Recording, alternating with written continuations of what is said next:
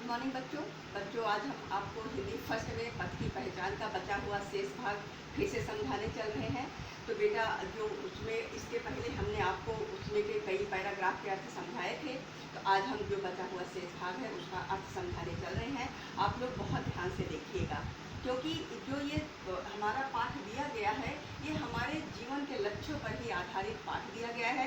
इसमें आने वाली जो भी कठिनाइयां हैं उन कठिनाइयों का सामना करते हुए हमें अपने लक्ष्य पर अडिग रहते हुए किस तरीके से आगे बढ़ते रहना है, उसी के बारे में इस पाठ में कवि ने समझाया है। तो चलो बेटा इसका अर्थ समझाते हैं और बहुत ध्यान से आप लोग देखिएगा।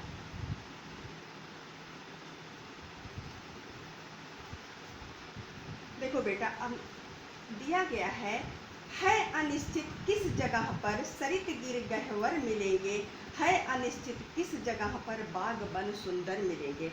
अब देखो बेटा, इस पाठ में कवि हमें क्या बता रहा है कि इसमें कवि का कहना यह है कि हमें सुखों दुखों के प्रति हमारे मार्ग में, हमारे रास्ते में जो भी जीवन में सुख दुख आए उनके प्रति हमें सचेत रहना चाहिए। हमेशा हमें क्या हो, चैतन्य रहना चाहिए और मनुष्य को निरंतर आगे बढ़ते रहने की, अपने रास्ते में बढ़ते रहने की प्रेरणा भी लेते रहना चाहिए। तो इस पैराग्राफ में कवि का यही कहना है।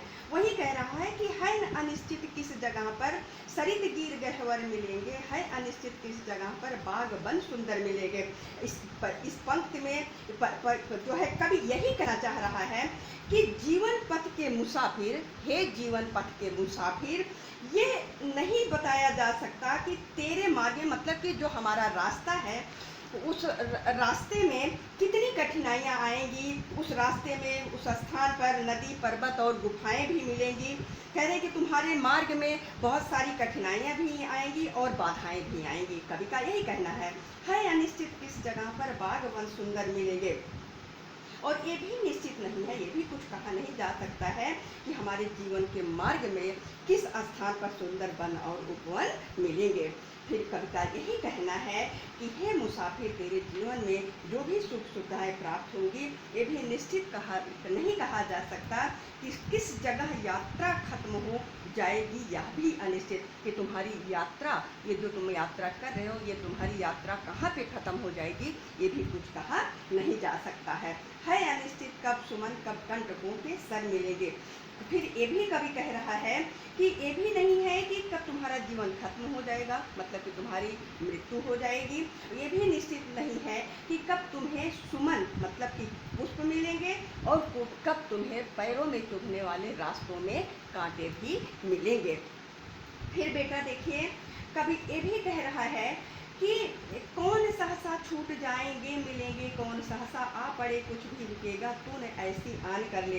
कवि का ये भी कहना है, कवि का ये भी कहना है बेटा कि वो कह रहा है कि कौन सहसा छूट जाएंगे मिलेंगे, कौन सहसा, कि हमारे प्रियजन अचानक कब हमसे छूट जाएंगे और कब हमसे, जो हमसे नहीं मिलेंगे हैं वो हमसे अचानक कब मिल जाएंगे। कौन सहसा छूट जाएंगे मिलेंगे, कौन सहसा, कौन प्रियजन हमसे अचानक छूट जाएंगे और जो हमसे नहीं मिलेंगे वो कब हमसे अचानक मिल भी जाएंगे। आ पड़े कुछ भी रुकेगा, तू न ऐसी यान कर ले, पूर्व चलने के बटोही वाट की पहचान कर ले। कभी यही कहना है कि तू अपने मन में प्रण कर ले कि जीवन में कितनी भी कठिनाइयाँ आएंगी उसका तुम परवाह न करते हुए तुम अपने रास्ते पर आगे बढ़ते जाओगे।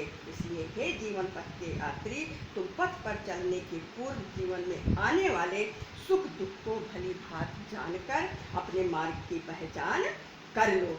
फिर कह रहा है कवि, कौन कहता है कि स्वप्नों को न आने दे हृदय में, देखते सब हैं इन्हें अपनी उम्र अपने समय में। बेटा, हर व्यक्ति की एक कल्पना रहती है, वो जीवन में क्या करना चाहता है क्या नहीं करना चाहता। हर व्यक्ति सपना देखता है और सबके सपने अलग अलग होते हैं और उन सपनों को पूरा करने के लिए हर व्यक्ति प्रयास भी करता है। तो इसमें कवि वही कह रहा है कि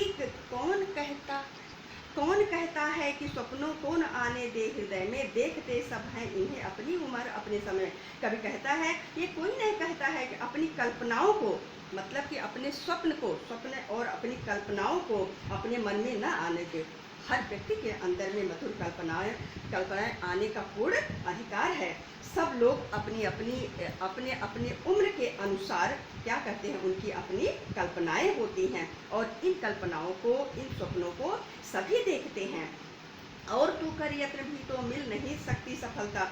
और तुम अगर ये प्रयास भी करो कि ये कल्पनाएं हमारे मन में ना आए तो ऐसा नहीं हो सकता, उसमें तुम सफल नहीं हो सकते हो। एक उम्र समय आने पर वो कल्पनाएं तुम्हारे अंदर जरूर आएंगी। ये उदय होते लिए कुछ ध्येय नयनों के निलय में।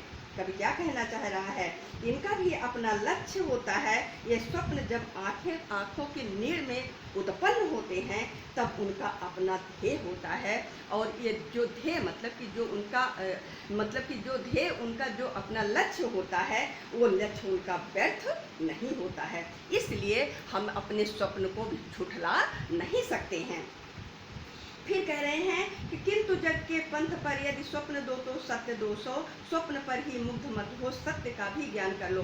किंतु जग के पंथ पर यदि स्वप्न दो तो सत्य 200, लेकिन इस संसार के रास्ते में यदि हमारी कल्पनाएं, यदि हमारे सपने केवल 2 हैं तो क्या है, 2 सत्य 200, तो उसमें क्या मतलब कि सत्यता 200% है, मतलब कि अनगिनत है। तो कवि के कथनानुसार कवि यही कहना चाह रहा है बेटा इसमें भी कि अपने सामने यथार्थ सत्य, हर व्यक्ति के सामने जो सत्य होता है वो यथार्थ होता है और वो अनगिनत होता है। इसलिए हमें अपने कल्पनाओं से नहीं करना चाहिए। संसार के रास्ते में कितनी भी परेशानी, कितनी भी कठिनाइयाँ आए, उन कठिनाइयों को पार करते हुए हमें अपने आगे रास्ते पर बढ़ते जाना है। फिर देखिए बेटा कह रहा है, स्वप्न आता स्वर्ग का दृग, कोर में दीप्त आती, पंख लग जाते पगों को ललकती उन्मुक्त छाती। इसमें देखिए कवि क्या कह रहा है, इसमें कवि कह रहा है कि हे पथिक, इसमें पथिक मतलब क्या होता है, जो हमारे यात्रियों का स्वप्न आता स्वर्ग का दृग, कह रहा कि भावुकता के आवेश में आकर स्वप्न आता स्वर्ग का दृग, कोर में दीप्ति आती।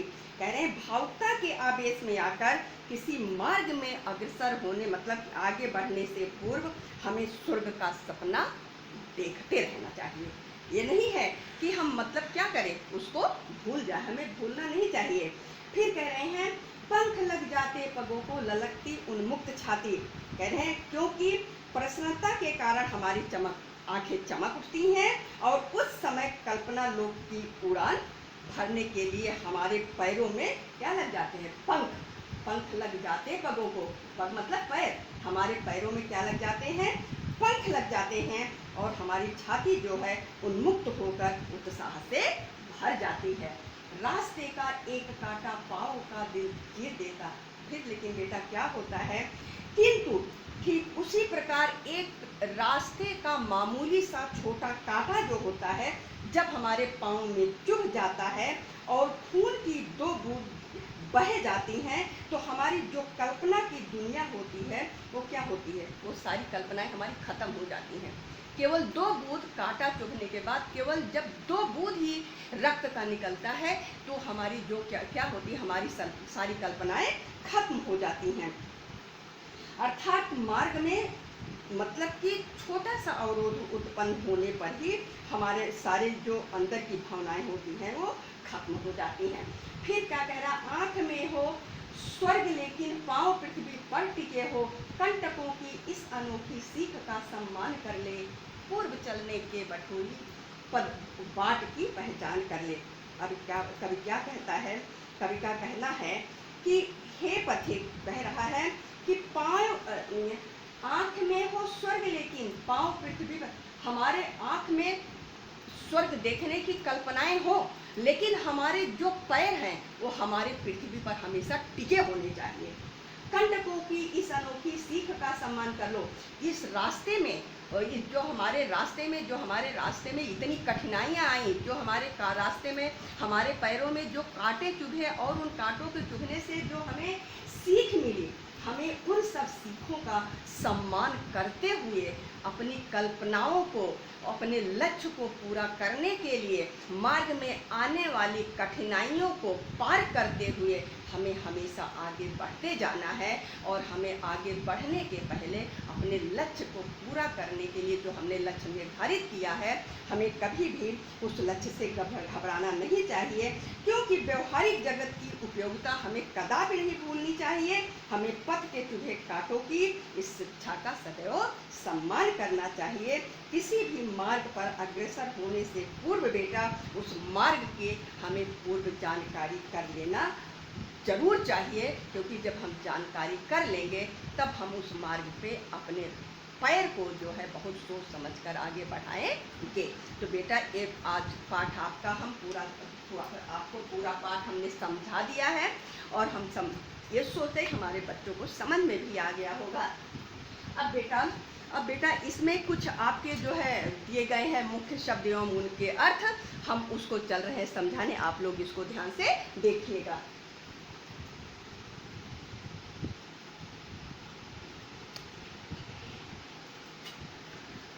देखो बेटा, मुख्य शब्द एवं उनके अर्थ: निलय रहने की जगह घर, दीप्ति मतलब प्रकाश, हद कोरक मतलब आंख का कोना, अनोखी तुलना से परे, व्यर्थ निष्फल, मुग्ध मोहित पग कदम। तो बेटा ये पाठ हमने आपको पूरा समझा दिया। ये पाठ बहुत अच्छा है, इस पाठ का अर्थ भी बहुत अच्छा है।